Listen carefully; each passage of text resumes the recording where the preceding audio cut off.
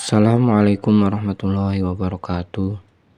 Kaum muslimin yang budiman, pada video kali ini marilah kita kaji bersama tentang kelanjutan dari beberapa perkara yang berkaitan dengan sholat sunnah serta penjelasannya. Baiklah, mari langsung saja kita mulai. Bismillahirrahmanirrahim. Ar-rabi'u an-naflul mutlaq la hasra lahu wa yajuzu qabla ayyanqusa aw yazida bi syarti taghayyurin niyat qabla ziyadah awin nuqsani.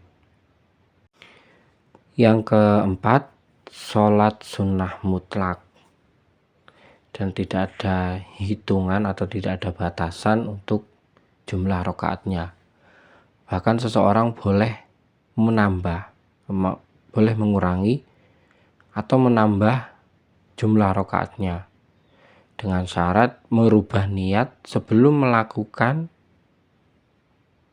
tambahan atau pengurangan rakaatnya.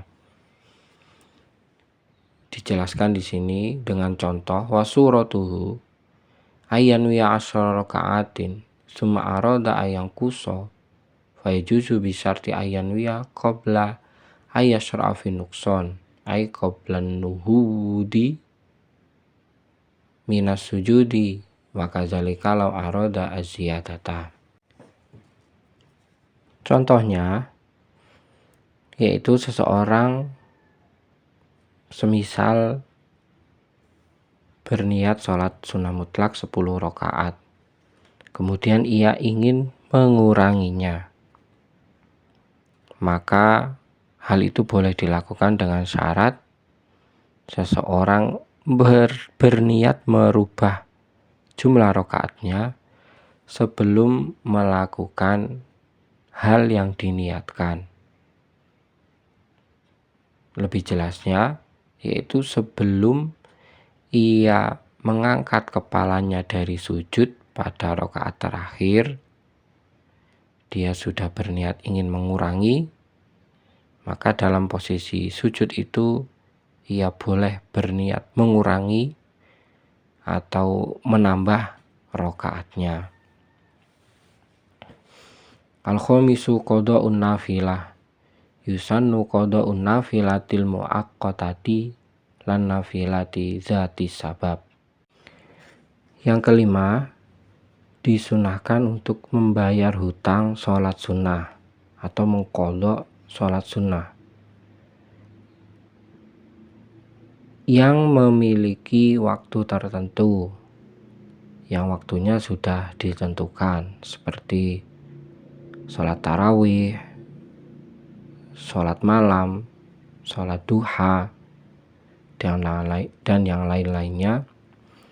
Tidak disunahkan mengqadha sholat sunnah yang memiliki sebab, seperti qobliyah ba'diyah,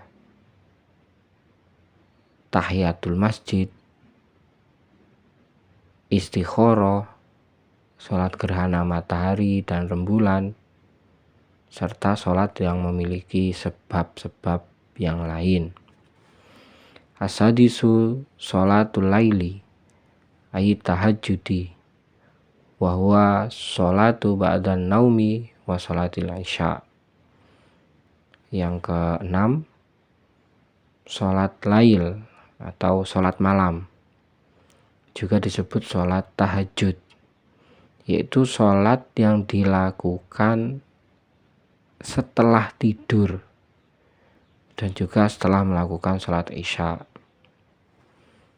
Afdalu waktihi in qasamahu nisfaini fanisfuhul akhir wa in qasamahu aslasan fasulusuhul awsat wa in qasamahu dasan fasudusuhur rubu'u wal khamisu wa wal afdalu mutlaqon. Untuk pelaksanaannya yang lebih utama, jika seseorang membagi waktu malamnya menjadi 2, maka waktu yang kedua itu lebih utama. Jika seseorang membagi waktu malamnya menjadi 3, maka pembagian waktu yang tengah-tengah, artinya waktu yang kedua itu lebih utama. Jika seseorang membagi malamnya menjadi 6, semisal 6 kegiatan dalam satu malam, maka di waktu keempat dan kelima itu lebih utama. Fadluhu, keutamaan sholat lail atau sholat tahajud. Qala ta'ala wa ibadur rahmanil ladzina yamshuna 'alal ardi hauna wa idza khatabahumul jahiluna qalu salama walladzina yabituna li rabbihim sujjada wa qiyama. Surat Al-Furqan ayat 64. Penekanannya di sini walladzina yabituna li rabbihim sujjada wa qiyama, yaitu orang-orang yang mengisi waktu malamnya untuk beribadah kepada Tuhan dengan cara bersujud dan berdiri.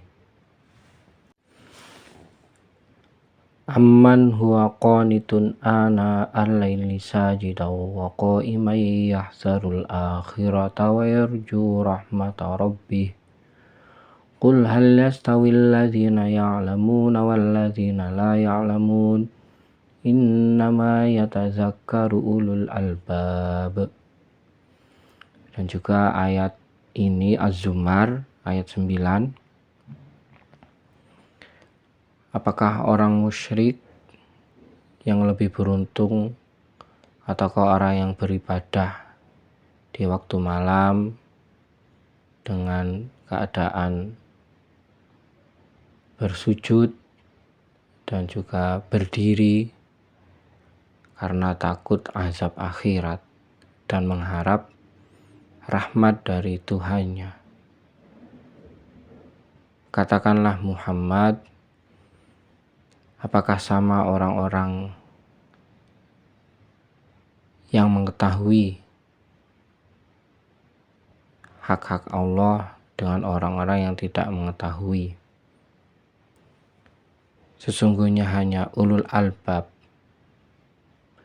atau orang yang berakal sempurna yang dapat menerima pelajaran, yatazakkaru. Wa warada fil hadisi afdhalus sholati ba'dal faridah sholatul lail. Juga terdapat dalam suatu hadis, sholat yang paling utama setelah sholat fardu adalah sholat lail. Alaikum biqiyamil laili fa innahu da'bus sholihin qablakum wa maqrubatun ila rabbikum wa magfaratun lisayyi'at wa madrodatun lida'i anil jasad. Senantiasalah kamu sekalian untuk melakukan sholat lail, karena sesungguhnya hal itu adalah tindak laku orang-orang soleh sebelum kamu, dan sholat lail dapat mendekatkan kepada Tuhan, melebur dosa dan kejelekan, menolak penyakit dari tubuh. Diriwayatkan oleh Imam At-Tirmidzi. Sunanu qiyamil lail ayam sawa jauh iza staiqozo wa ayam zura ila samai wa yaqra al ayati min akhiri surati Ali Imran wa ayaftatihat tahajjuda birokataini khafifataini wal iksaru minad du'a wal istighfar. Kesunahan dalam qiyamul lail itu awalnya seseorang bangun mengusap wajahnya, kemudian mengarahkan pandangan ke atas dan membaca beberapa ayat dari akhirnya surat Ali Imran. yaitu ayat 190 sampai 194.